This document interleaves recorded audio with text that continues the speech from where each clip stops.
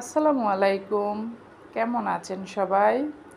আশা করছি সবাই ভালো আছেন। আলহামদুলিল্লাহ আমি বেশ ভালো আছি। এখানে আমি মুরগির মাংস ধুয়ে নিচ্ছি ভালো করে। আজকে মুরগির মাংস বিরিয়ানি রান্না করব। কার কার মুরগির মাংসের বিরিয়ানি খেতে ভালো লাগে? কার কার গরুর মাংসের বিরিয়ানি খেতে ভালো লাগে? অবশ্যই কমেন্ট করে জানাবেন। আমি নরমালভাবে যে বিরিয়ানিটা রান্না করা হয় ওইটাই আজকে শেয়ার করব আপনাদের সাথে। মাংস ধোয়া শেষ। এখানে আমি যাবতীয় বাটা মশলা মিশিয়ে নিচ্ছি। আদা আছে, রসুন আছে, জিরা আছে, পেঁয়াজ বাটা, টক দই, তারপরে হচ্ছে আপনার বিরিয়ানির যে মশলাটা থাকে প্যাকেটের প্রাণের ওই মশলাটা দিয়ে দিচ্ছি। এখন ভালো করে মশলা মাখিয়ে কিছুক্ষণ মেরিনেট করে রাখতে হবে। আপনি মাংস যত বেশিক্ষণ মেরিনেট করে রাখবেন ততই খেতে সুস্বাদু হবে। সেটা বিরিয়ানি বলেন, মাংসের তরকারি বলেন, সব কিছুতেই মেরিনেট করে আপনি যত বেশিক্ষণ রাখবেন ততই স্বাদ লাগে তরকারিটা। এখন আমার মাংস মেরিনেট করা শেষ। আমি কিছুক্ষণ রেখে দিব। আজকে হাতে তেমন একটা সময় নাই, বেশিক্ষণ রাখতে পারবো না, যতটুকু সময় আছে রাখবো। এখন এখানে আমি বিরিয়ানির যে চাউলটা আছে এটা ভালো করে ধুয়ে নিব।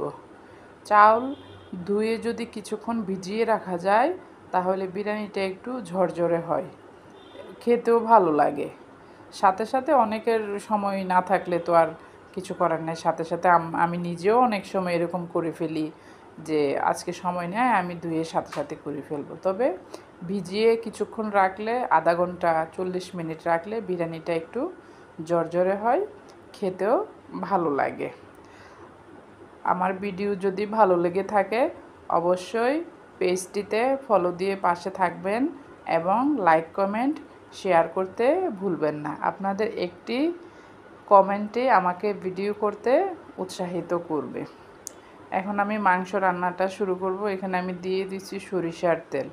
আমি সব খাবারে সরিষার তেল রান্না করি, সেটা বিরিয়ানি বলেন, রোস্ট বলেন, কুরমা, পোলাও, যাবতীয় যা কিছু আছে সব কিছুতে আমি সরিষার তেল ব্যবহার করি। মূলত আমি সরিষার তেলই খাই। আমার গ্যাস্ট্রিকের সমস্যা আছে, যার কারণে সয়াবিন তেল আমি খেতে পারি না।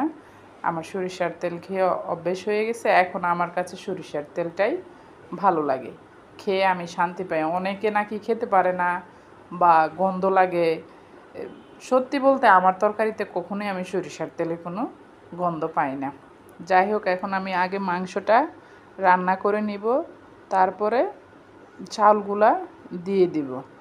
বড় পাতিলে ঢালতে হবে মাংস। এখন আপাতত যেহেতু এখানে অল্প, ছোটো পাতিলে আমি আলাদা মাংসটা কষিয়ে নিচ্ছি।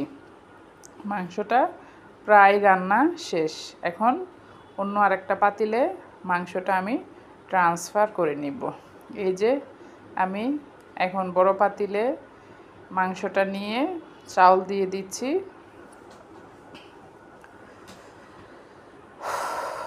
যাই হোক, আপনাদের সাথে অনেক গল্প করলাম। ভিডিওতে তো আর তত একটা বেশি গল্প করা যায় না, লাইভে হলে সরাসরি অনেক গল্প করা যায়। বেশি একটা সময় লাগবে না, মাংসটা রান্না হয়ে গেলে কিন্তু বিরিয়ানিটা প্রায় বলা যায় যে রান্নাটা প্রায় শেষ। যতক্ষণ মাংস রান্না করতে যত একটু সময় লাগে ততক্ষণই। আর ফার্মের মুরগি হলে তো আরও সময় কম। গরুর মাংস হলে একটু সময় লাগে, যে মাংসগুলো সিদ্ধ হতে একটু সময় লাগে। এখন আমি পানি দিয়ে দিচ্ছি। আমার বিরিয়ানিটা আর অল্প কিছুক্ষণ হলে প্রায় হয়ে যাবে, প্রায় শেষ পর্যায়ে চলে আসছে আমার রান্নাটা।